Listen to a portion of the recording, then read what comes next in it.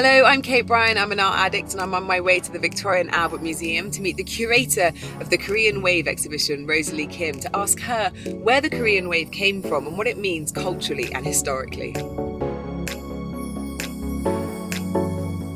Rosalie, thank you so much for putting together such an extraordinary exhibition. It really has helped me understand why suddenly everywhere I look, I'm seeing Korean film, Korean beauty trends, Korean music. I mean, the Hallyu, the Korean wave, it's really landed. And is this the crest?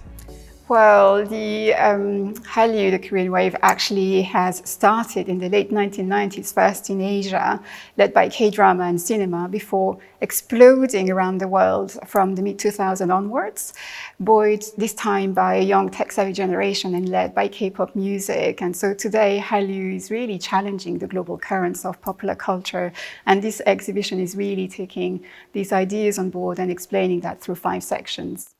And I think what's really fascinating is that you cover so much ground. So you're able to take us from what Korea looked like after the war in the 1950s and bring us all the way up to the present day. And you see it really as a world leader. I mean, it's like a kind of cultural renaissance that's come from the East that in some respects, some people just didn't see coming. Absolutely. And we were looking at how to explain that Korea, South Korea in this context, has really gone from a country that was considered as a third world country coming out of the Korean War, all the way to becoming a leading cultural powerhouse by the dawn of the 21st century. And because everything happened very quickly. I mean, there's images in the exhibition where you see, a very, very rural looking area, basic housing, and then suddenly it becomes Gangnam, which we all know, everyone in the world knows Gangnam Style. It's really easy to forget that Gangnam, just 40 years prior, was actually an agricultural field, a rice paddy field with empty concrete shells of apartment blocks that were dotting the banks of the River Han.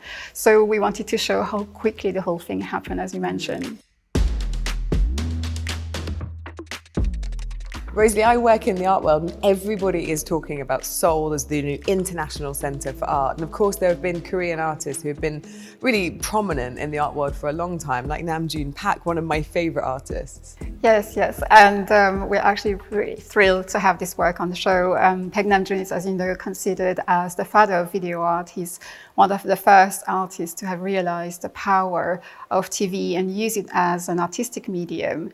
And in this monumental sculptural work that involves 33 TV screens, it is showcasing clips of avant-garde music videos as well as choreographies and mixing together with commercials as well as news reports. So really through this work he's already talking about the blurring of boundaries between art and entertainment, and is really foretelling about the upcoming Hallyu, which is taking place virtually a decade later. Yeah, absolutely, you're right. It's like he saw it coming. And you look at a piece like this and you think, was probably made yesterday. It's hard to imagine it's from the 80s. Absolutely. And it was already a time when he considered that all these media would be actually connecting different parts of the world together, talking about internet, the apps.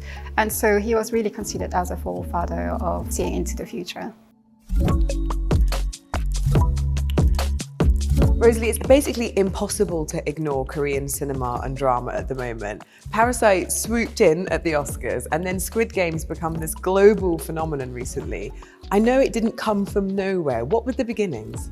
Well, it goes back to the late 1990s, and actually there was a realization by the Korean government coming out of an Asian financial crisis that the sale of tickets from the Jurassic Park movie outperformed the sale of 1.5 million Hyundai cars. Wow. And so the focus was now really on creative industries. And when we fast forward to the 2010s, you have then Squid Games coming to the fore and Parasite exploding. But you've been putting this exhibition together for a number of years, and Squid Game obviously came probably at the end of that timeline. So you must have been just about to do the exhibition and then Squid Game happened. So not only do you change the exhibition, you're also probably pretty pleased that your point has been proven so magnificently. Absolutely. We're thrilled that since we have actually proposed the exhibition, a lot of things happen, like Parasite coming to the fore and Squid Game exploding. And was followed by BTS, Blackpink, and the 26 Korean words added to the Oxford English Dictionary last year.